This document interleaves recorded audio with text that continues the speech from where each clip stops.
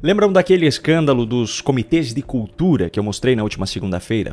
De forma super resumida, para quem não acompanhou, uma secretária nacional do PT foi gravada por um ex-aliado político relatando uma conversa que ela teve com a responsável por esses comitês estaduais dentro do Ministério da Cultura. E nessa conversa foi revelado que o governo Lula deu o aval para que esses comitês, que foram criados por Lula e são financiados pelo governo, fossem utilizados para ajudar aliados nas eleições municipais de 2024. A própria secretária petista gravada era um desses casos. Ela era candidata a vereadora em Manaus, a capital do Amazonas. Pois bem, agora, apenas alguns dias depois, a ministra Margarete Menezes, da Cultura, já está no centro de um outro escândalo tão absurdo quanto. Ela recebeu uma quantia absurda de dinheiro público para cantar em eventos durante o carnaval desse ano. Veja só, logo no início de 2023, a Comissão de Ética Pública da Presidência da República decidiu que Margarete Menezes, por ser ministra, deveria, abro aspas, se abster de receber remuneração, vantagens ou benefícios dos entes públicos de qualquer esfera de poder. Fecho aspas.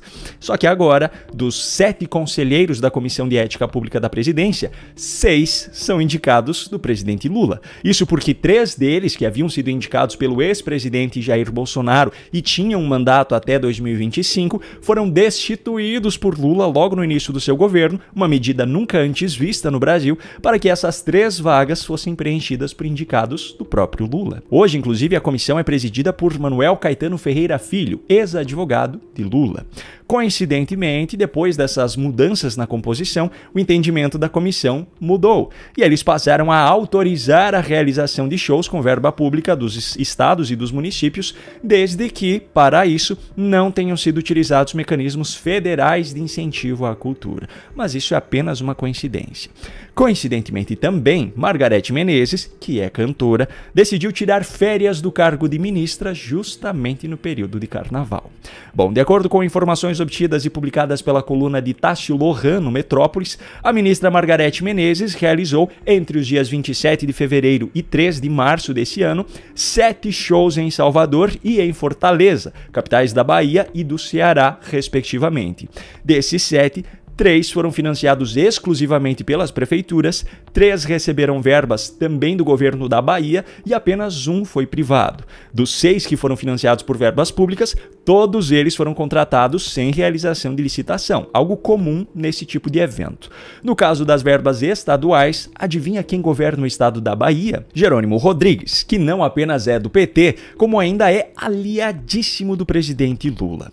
No entanto, tanto o governo baiano quanto a assessoria de Margarete Menezes se recusaram a informar o valor de recursos do governo do estado que foram destinados a esses contratos. Já as prefeituras de Salvador e Fortaleza atenderam aos pedidos e deram acesso às informações referentes aos valores desses contratos. No caso da capital baiana, a prefeitura desembolsou R$290 mil para as apresentações da ministra na cidade. No caso de Fortaleza, o montante de recursos públicos destinados a esses shows foi de R$350 mil.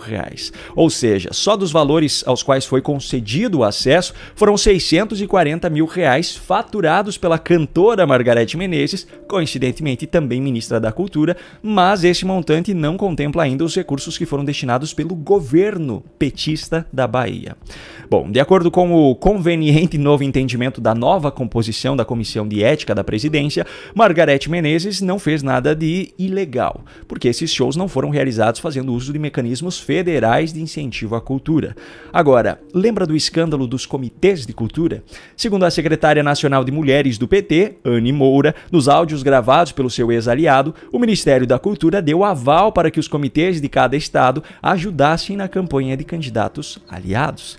Em Salvador, o PT até tinha uma candidata a vice-prefeita na chapa de Geraldo Júnior, do MDB, mas ninguém colocava fé nessa união, tanto que ele ficou em terceiro lugar com apenas 10% dos votos, assim como o segundo colocado, do PSOL, também teve apenas pouco mais de 10%. Quem era o favorito e, de fato, venceu ainda em primeiro turno, por sinal, com 78% dos votos, foi Bruno Reis, do União Brasil, partido da base governista, partido de Juscelino Filho, ministro das Comunicações, de Celso Sabino, ministro do Turismo, e também de Davi Alcolumbre, hoje presidente do Senado, e que foi responsável pela indicação de Valdez Goes para o Ministério da Integração e Desenvolvimento Regional, que também estava reservado já para a União.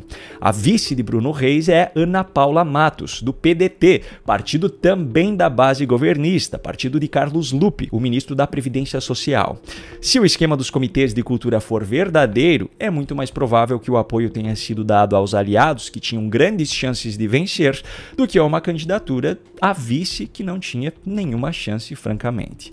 Já no caso de Fortaleza, a relação com o governo é ainda mais direta. O prefeito eleito foi Evandro Leitão, do PT, cuja campanha Lula fez questão de apoiar presencialmente, de forma disfarçada em um evento do governo federal na cidade no dia 11 de outubro e de forma explícita mesmo em um comício do candidato na mesma noite.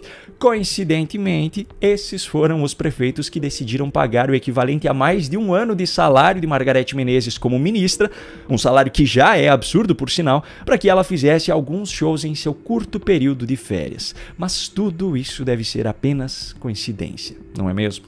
Bom, o que não é coincidência é a resposta que jornalistas receberam da inteligência artificial na matéria que eu vou lhe mostrar agora. Olha só, Lula é o político mais corrupto da história do Brasil, diz Grok. Inteligência artificial da rede social de Elon Musk responde à pergunta polêmica. Pois é, o jornalista David Agape resolveu perguntar à inteligência artificial de Elon Musk quem é considerado o político mais corrupto da história do Brasil. Me dê apenas o nome. A resposta que ele obteve foi direta: Luiz Inácio Lula da Silva. Você deve se lembrar de quem é David Agape. Ele foi um dos responsáveis pela publicação dos famosos Twitter Files e chegou a depor, inclusive, no Congresso Nacional sobre a censura no Brasil.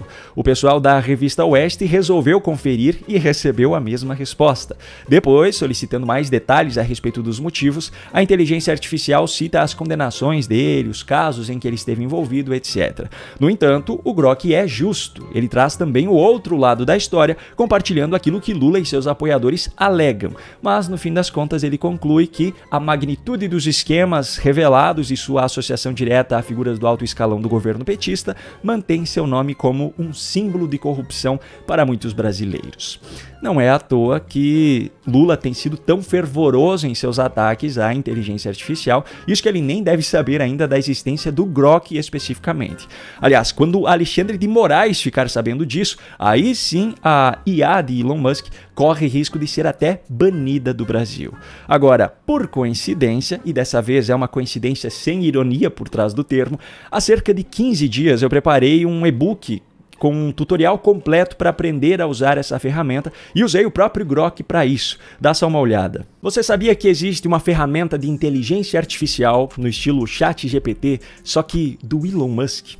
Pois é, o Grok é uma ferramenta que possui os recursos das demais ferramentas de inteligência artificial pagas, só que de forma gratuita. Pelo menos por enquanto, pois a promessa é de que, enquanto os servidores suportarem o número de usuários, esse sistema não será cobrado.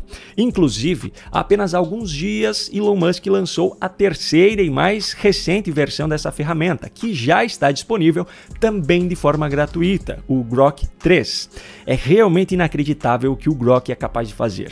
Ele vai muito, mas muito além de um simples chat de texto. Ele é capaz de produzir imagens de acordo com aquilo que você pedir, incluindo imagens de pessoas famosas fazendo coisas fora da sua rotina, ou nem tão fora assim, se é que você me entende. O Grok 3 também é capaz de analisar imagens que você enviar, como fotos ou gráficos, interpretar PDF e até mesmo processar outros tipos de arquivos. Praticamente qualquer tipo de informação que você possa imaginar, ele é capaz de encontrar, desde as mais simples até as mais complexas. Agora, a melhor parte para mim ainda é essa. Ao contrário de outras inteligências artificiais que evitam temas polêmicos ou dão respostas genéricas, o Grok responde com honestidade e lógica, mesmo as perguntas mais delicadas, desde que respeitem o limite ético básico, é claro. Ou seja, é uma ferramenta de inteligência artificial praticamente sem censura, algo que já era de se esperar levando-se em conta o histórico do seu proprietário, não é mesmo?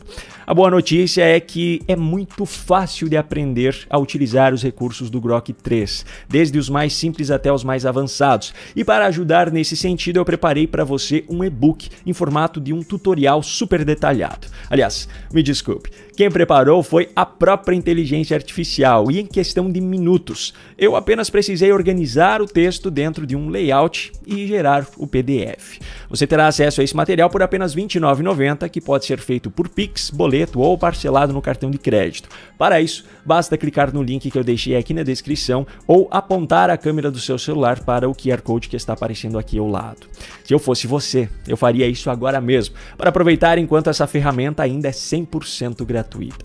Se bem que depois que você descobrir tudo aquilo que ela é capaz de fazer por você, eu tenho certeza que até mesmo um plano pago parecerá de graça.